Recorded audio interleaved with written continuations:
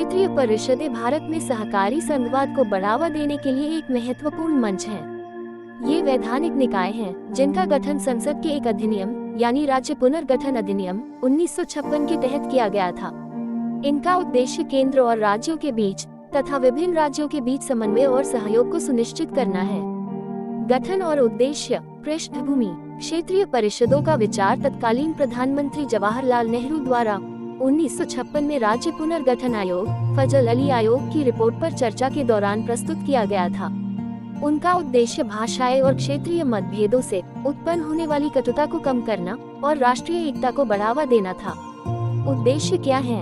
राष्ट्रीय एकीकरण को बढ़ावा देना, तीव्र राज्य चेतना, क्षेत्रवाद और अलगाववादी प्रवृत्तियों के विकास को रोकना, केंद्र और राज्यों को विचारों और अनुभवों का आदान प्रदान करने तथा सहयोग करने में सक्षम बनाना, विकास परियोजनाओं के सफल और त्वरित कार्यान्वयन के लिए राज्यों के बीच सहयोग का वातावरण स्थापित करना, विभिन्न राज्यों को एक दूसरे के साथ आर्थिक, राजनीतिक और सांस्कृतिक रूप से जोड़ने वाले मंच के रूप में कार्य करना। संरचना। देश में कुल 6 क्षेत्रीय परिषदें हैं। 5 परिषदों का गठन राज्य पुनर्गठन अधिनियम 1956 के तहत किया गया था, जबकि उत्तर पूर्वी परिषद का गठन 1971 के एक अलग अधिनियम के तहत हुआ था।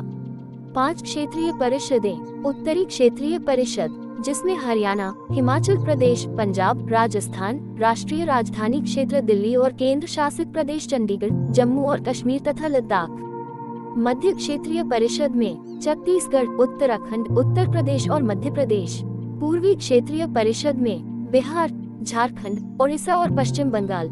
पश्चिमी क्षेत्रीय परिषद में गोवा, गुजरात, महाराष्ट्र और केंद्र शासित प्रदेश दमन दीव तथा दादरा एवं नगर हवेली। दक्षिणी क्षेत्रीय परिषद में आंध्र प्रदेश, तेलंगाना, कर्नाटक, केरल, तमिलनाडु और केंद्र शासित प्रदेश पुडुचेरी। उत्तर पूर्वी परिषद, यह एक अलग अधिनियम उत्तर पूर्वी परिषद अधिनियम 1971 के तहत गठित हुई। इसमें असम, मणिपुर, मिजोरम, अरुणाचल प्रदेश, नागालैंड, मेघालय, त्रिपुरा और सिक्किम जैसे राज्य शामिल हैं। परिषदों का संगठनात्मक ढांचा कैसा है? अध्यक्ष। केंद्रीय गृह मंत्री सभी क्षेत्रीय परिषदों के पदेन अध्यक्ष होते हैं। उपाध्यक्ष। प्रत्येक परिषद में शामिल राज्यों के मुख्यमंत्री रोटेशन के आधार पर 1 वर्ष के लिए उपाध्यक्ष के रूप में कार्य करते हैं। सदस्य। प्रत्येक राज्य के मुख्यमंत्री और राज्यपाल द्वारा नामित 2 अन्य मंत्री, साथ ही परिषद में शामिल केंद्र शासित प्रदेशों के 2 सदस्य।